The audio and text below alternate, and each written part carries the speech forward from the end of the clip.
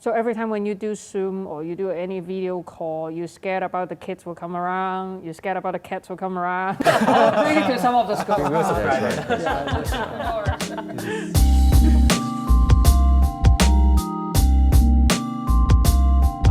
you guys ready? Okay. Yeah. Hello from Hong Kong.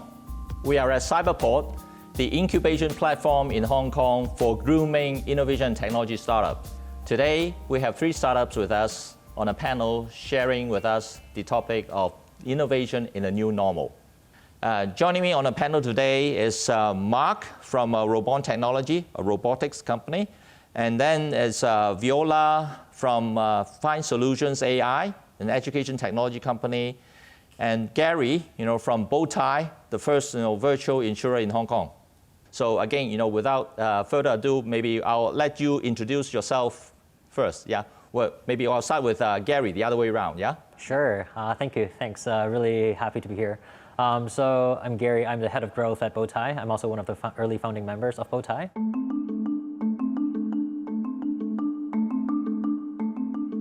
WRLDCTY is Hong Kong's first virtual insurance company. We focus on selling health insurance to the Hong Kong community for the time being. There are some interesting facts with that with virtual insurance, we do not have any physical agents. And second of all, we only sell health insurance products that is pure protection based. So we don't have any investment components for our products.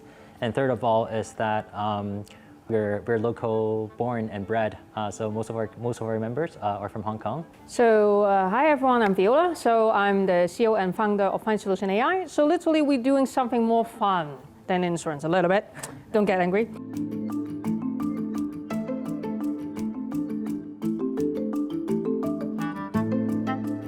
So what we do is we're using AI, especially using the motivation model, which have the learning behavior analysis, and meanwhile can see people emotion and reaction. But we're not only using for detection base, but we see people respond, but real-time respond to it. So we roll out in Hong Kong for over 100 schools in Hong Kong for pilot, and then we are going global, especially going to Japan and other APAC areas as well. Insurance can be fun too. Let's hear about what Mark has to say. I would say you guys are not fun because I'm working on robots.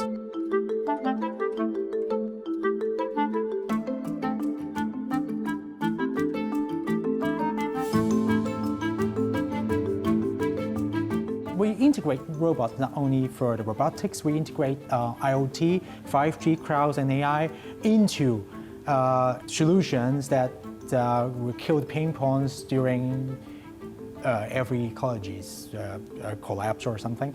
So the COVID-19 could be one of them because you know that there are lots of new normals happening every day and the situation is getting bad. And so just as a result, as a tech developer, we would say tech developer, not only a robot developer.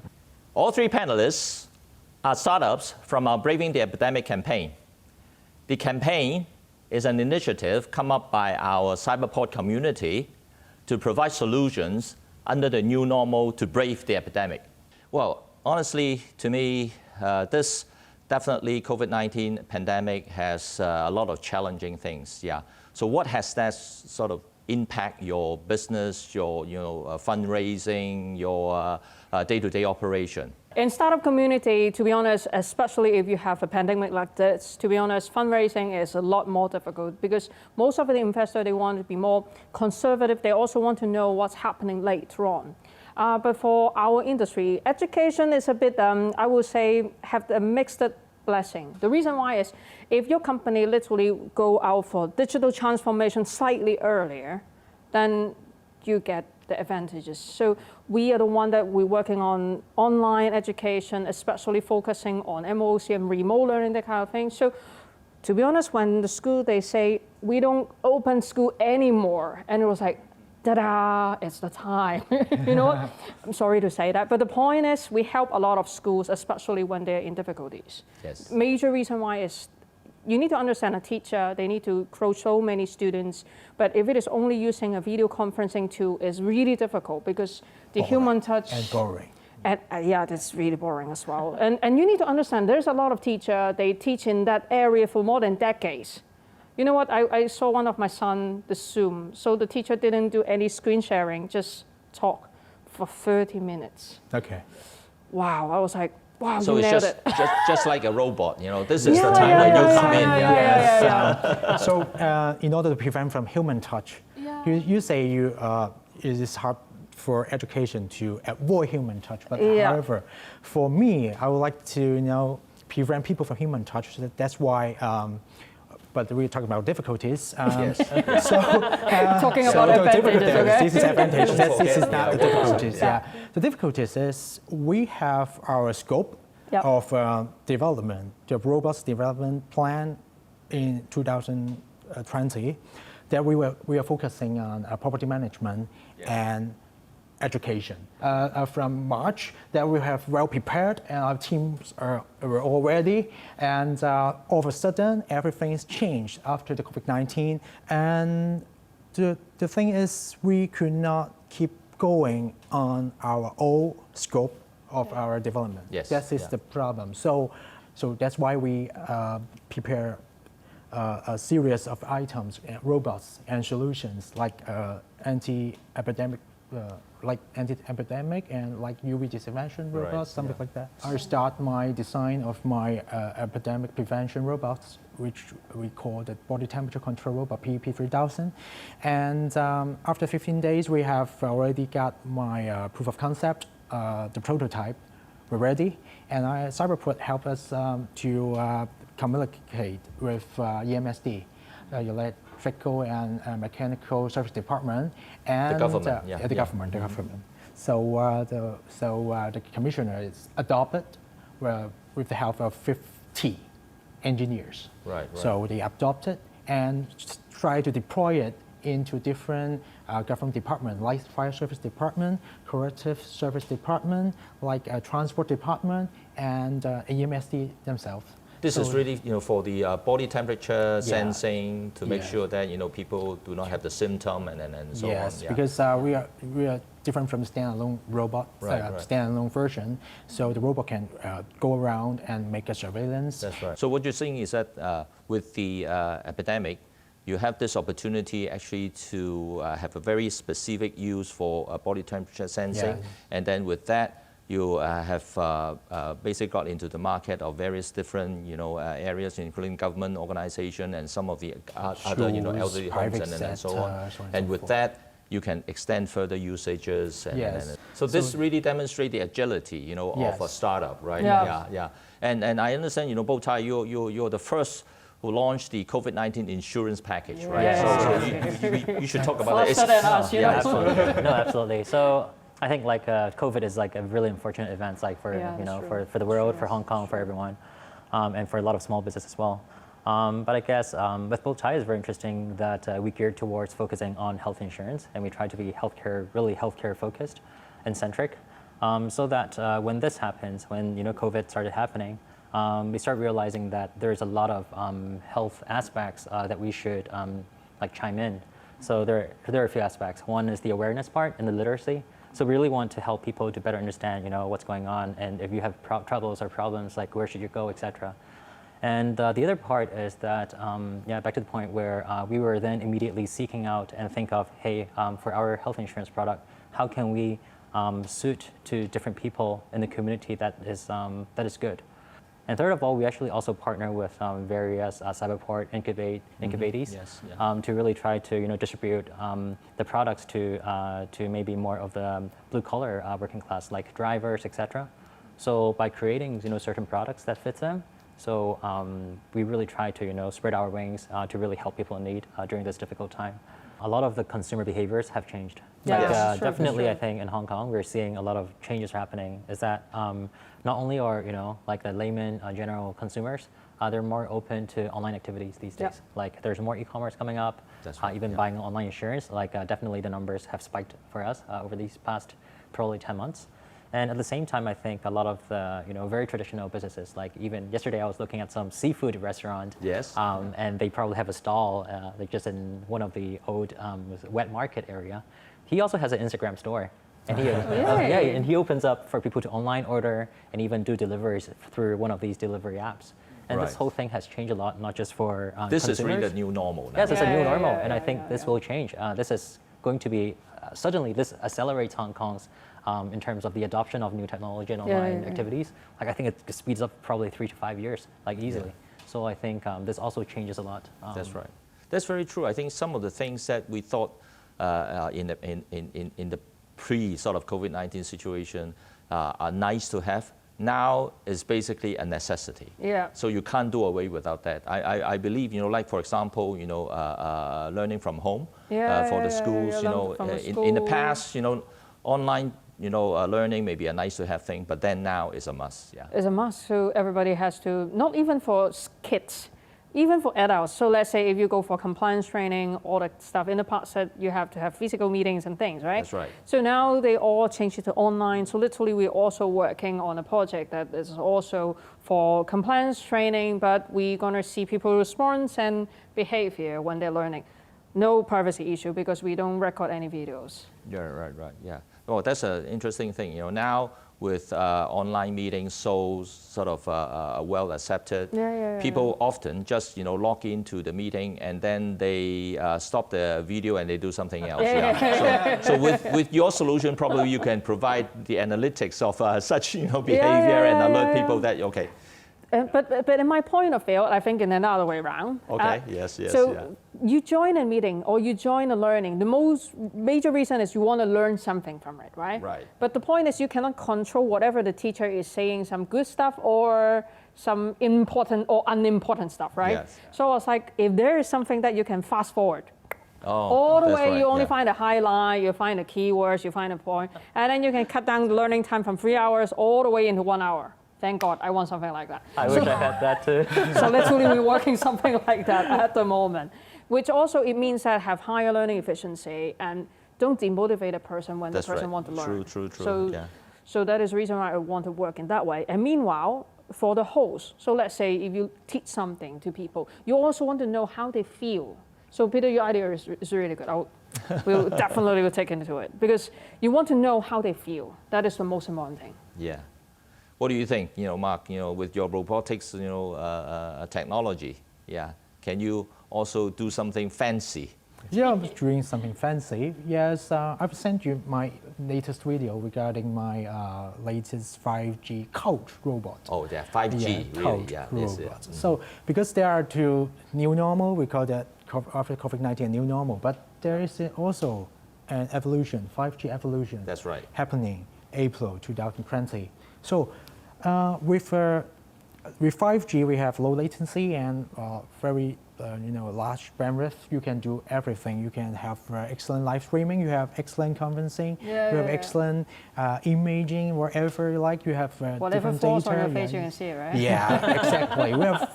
There will be something like 5G diagnosis, 5G medical consultancy services. Something will pop up. I believe that after the new normal, because people release and their mind will be changed. Yeah. So before that, maybe there will be some hesitation in the online education or online course. Yeah, always of course. But I'm going to share something that my son is going to have a Zoom football lesson. And my wife is going to participate. That's hard. So I think that's people already changed their mind. Yeah. So that's my how are they going to do that? Virtually. To pay some scopes, and then try to pretend to have some tackling, something like that. Lately, the learning is the parents is learning, not the kids is learning. Gary, you mentioned just now about the e-commerce adoption and the penetration and so on. I recall a McKinsey report saying that in the first 3 months in the U.S., this is in the U.S., in the first 3 months, the U.S. E-commerce penetration actually exceeded the past 10 years of e-commerce penetration. So this is really something that is very impactful, something that for our innovation and technology communities, positive that came out from COVID-19. And for virtual insurance, is there any other new things that you believe because of this that would generate even much more opportunities? Yeah, that is very interesting.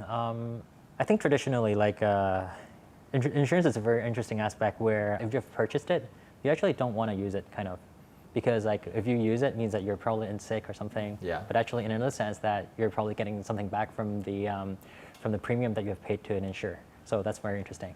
So this one is more like a cure-based kind of protection.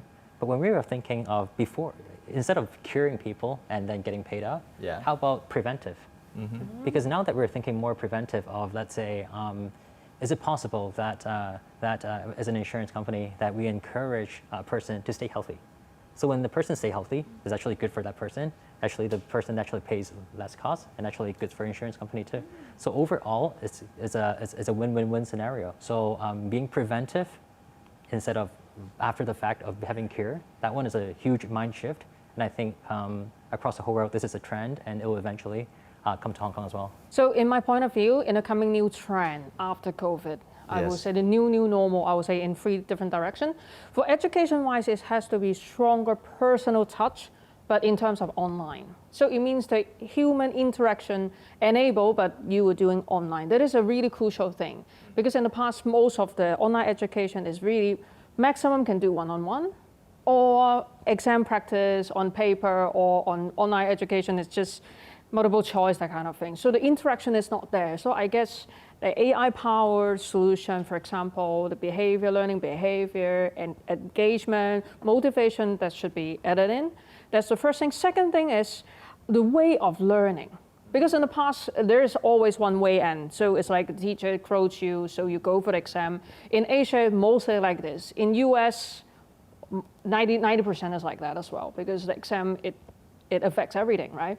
But now I think it's time for everybody to really ring a bell to think of how you're going to learn and how you're going to teach in a hybrid way. Because physical learning, I guess in coming 1 or 2 years, still be heavily affected. But these 2-year gap, so what would they do at home? Even though if you have online learning and whatever it is. So the hybrid learning, that kind of mode, they still need to keep it in, which means can help the ones who is really in need. So a lot of ed tech that it can be put in place. The last thing is, I do believe personalized learning is really important for everyone. And schools and everybody should really put into a lot of effort in order to make it work as well. Wow, that's great. Yeah. So Viola has sort of in her area of expertise, the education technology, made some predictions. Yeah. So basically, more human touch, with the technology. Yeah. And you, Mark, yeah, what do you think about any predictions, in your area? Predictions and people avoid touching. So that's my prediction, because yeah, that's true. People avoid touching. So we have developed a new device called Low Touch with HKPC. So for the elevators that lift, Yes. they do not need to touch panel. Right. So simply use a RL sensor to indicate the location, and with the relay installed inside the lift. So this is something like this new normal. And also when you go to fast food shop, you simply touch the panel, the smart kiosk or not, you don't like it.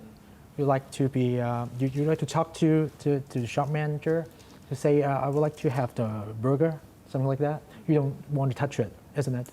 So that's the problem, that people don't like to touch anything. There are lots of, technology which could be digital transformation from the old way to the new way. So avoid touching could be a giant market that I can foresee. Right. Well, it's very interesting. If there is one thing that you can say to sum up the impact, on you and your business with the COVID-19 situation, which probably is going to create this new normal and going to stay for a while. What's that one thing then? Yeah. So for me, it's like a new drive.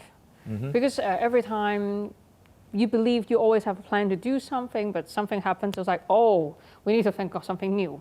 So it's a new drive in order to say, go for it, hey, that kind of thing. So literally it changed every idea that I have, Right, and also speed up a lot of things, because education normally is a bit slower. than other industry because it takes several semester things in order to happen, Yes, right? yes, But now yes. it's like after they talk to you, make a call, hey, I'm going to adopt the Yeah. solution tomorrow, something like that. So one more thing I would say is the digital transformation for every industry, they need to take into account for no matter it's just your own operation or other operation. If you adopt it, as long as when there's anything it comes to, it will still have a chance in order to grow and shine. Right. This is a wake-up call for accelerating digital transformation. Yeah, that's really true. So, do you think after the COVID-19, you will still use your conferencing software for education? Yeah, quite very likely because the most important new normal is they change your habit on Yes. doing things. So now, to be honest, if you have a meeting, I would prefer Zoom or I would prefer video conferencing because I don't need to travel, I don't need to go out. Literally, that's the first thing. Second thing is, I will try to cut down a lot of unnecessary meeting because you know what, you need to do video conferencing for hours is really difficult. So it's more efficient, which means that you're also stuck at home longer time. You're right, yeah. And the virtual presence will be that, like a lot of, as you mentioned, like Zoom, conferences, or even like events, offline events gone online these days. But I think not only that, adding to all these is that a lot more companies or startups will start thinking, how do I add a more personal touch and human touch over the screen? How is that personal touch being added on? Right, right. People hate touching, so I think new The normal virtual is- touch is, Virtual touch. yeah. Oh, exactly. Good idea. Good. Yeah. So we're going to have more virtual touch. Yeah. Yes, obviously. Yeah. So I don't know if you guys need to travel a lot, but honestly, before the COVID-19, I need to travel a lot to China because most of our suppliers in China, and I got a team in the Greater Bay Area. So working on R&D, something like mechanical parts. So we have suppliers like motors, like different relays and components maybe. Grounded in You Hong Kong. grounded. You cannot do it anywhere. So we are forced to work on some new, solutions during our meetings or suppliers interview. I mean suppliers interview. So when you are not able to go to your supplier's factory, what can you do? Is this really need to know if that perks or if those suppliers is sufficient to provide you services. Right. This is really, really hard. So maybe this is also a very big market that we'll be facing. But we're trying to go for it by using different online conferencing software. On the first point you make, I'm just, while you are saying, imagining a possible solution of, having a robot on the ground, doing everything, and then you wear a virtual, reality glass, or augmented reality, glass that you can actually see what the robot sees, and then, control it, and so on to basically let the robot be there physically to do the work Yes. for you. Yeah, Yeah, that kind of application Yes. will probably become, quite widespread and so on. Yeah, so that's why I built a 5G coach robot. Yeah, right. You are all startups groomed in Hong Kong. Yeah, I'm sure there's a reason for why you want to stay in Hong Kong to really start your business. And can you share some of those with us? Why? Yeah, Hong Kong. What's unique about Hong Kong that really help you to fly, to take off? Yeah. Absolutely. I think I can share a lot because I spent my times in Canada and the US for a lot of places for many years. And I mean, being raised in Hong Kong, I always know that Hong Kong has a very good, solid legal system, regulatory system. And, but I mean, these are all great softwares or like supplementary. But I think the most important is really the Hong Kong people. Mm-hmm. I think that we always have a saying that we've worked with a lot of smart people in different areas. But when we come back to Hong Kong, we know that the people here are not only on the work ethic, but at the same time, the intelligence and also the business acumen is very strong here. Yeah, I want to echo that because I believe that inside a small city like Hong Kong, there are lots of great university. So we have a sufficient or maybe very sufficient numbers of HR pool.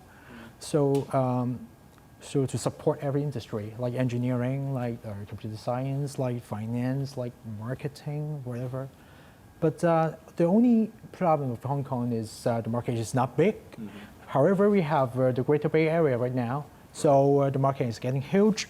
So I believe that this is the Great Bay Area could compensate the insufficiency of the market size of Hong Kong. Right, right. So for me, I would say Hong Kong is a very special city in the world. First of all, there is 3 reasons why I still stay here. I'm married to a Dutch. I personally burned over $0.5 million US in my own company for R&D. So you tell me. So for Hong Kong people, the most important thing is really, the city is really dynamic, it's fast. So to be honest, I have lived in EU for a long time, but the point is if you want to ask somebody to work for you for something, they're good. But Hong Kong is super fast. So it's super dynamic, so you can adopt something new in Hong Kong very quick. Second thing is the city is really well developed, especially in law, let's say if you want to have a startup, so there's a lot of community like Cyberport and a lot of support from different government authorities and things. So it means that you can start something up very quick. And the third thing is the network. So in Hong Kong, because it's so linked to so many areas, so like APAC, China, EU, or even in US. So whenever if you have something new, you put it in Hong Kong as a proof of concept. And Hong Kong is also a very difficult place to get it well. Yeah. So if you can really prove it in Hong Kong that you nailed it, it means that you're going to succeed in other areas as well. So that is the reason why we start in Hong Kong. It's not easy, but time is right now. Yeah. Now, as a sort of a final concluding question, really, $1 million question here is that, now you have shared with us, how you have adapted, how you have really, understand the advantages or take advantages of the Hong Kong situation and thrive. What do you think, under this new normal is your outlook of, say, the future? Yeah, how would, that be? Yeah. Right. I mean, that is like a crystal ball question. That is like there are so many interpretations for this. But if there's only one takeaway, I would really think that a lot more traditional business will go online. I think that is my final conclusion on this. And that would actually imply a lot of things. That would imply more consumers will be able to accept, a new form of business transactions. That will mean that more businesses will get a new way of revenue mix and also product mixed. And also the human communication will change over time. And I think this will just be bright and there's just a lot of opportunities going forward. All right. Yeah. So for me, I will say something similar, but a little bit twist. I would say digital transformation, no matter for individual or companies or whoever it is. So the virtual presence of that thing. So literally, if your life will be completely changed after this pandemic situation, your habit and consuming habit, learning habit, even though wherever you work as well. So the faster you go for digital transformation, the more benefit that you gain from it. Right, good. So it depends on if you treat that as a pain point of the ecology, or that's definitely an evolution of the ecology. So what I'm saying, what we are discussing during the past hour, we're talking about how to avoid human touch, and with still, keep the standard of the living similar. So it is hard. So during evolution, we could have billions of ideas. So as a Hong Konger, I believe that we should keep ourselves creative. So maybe we could have ding, and could have a new idea tomorrow. Right, right. Okay, so stay creative, and this is to you something that is very key, in the coming, your outlook of the future. Hong Kong will continue to be very creative and with great ideas coming up. Thousands of solutions coming out. Right, good. During this let's keep that in mind and continue to be creative and generate, great ideas. Yeah, it was really a great discussions that we have just now. Thank you so much, for joining the panel and sharing your experience, how you have adapted, how you have, braved the epidemic and all those. Yeah, really, especially, the last part about the outlook. Thank you so much. Thank you. Yeah, well done.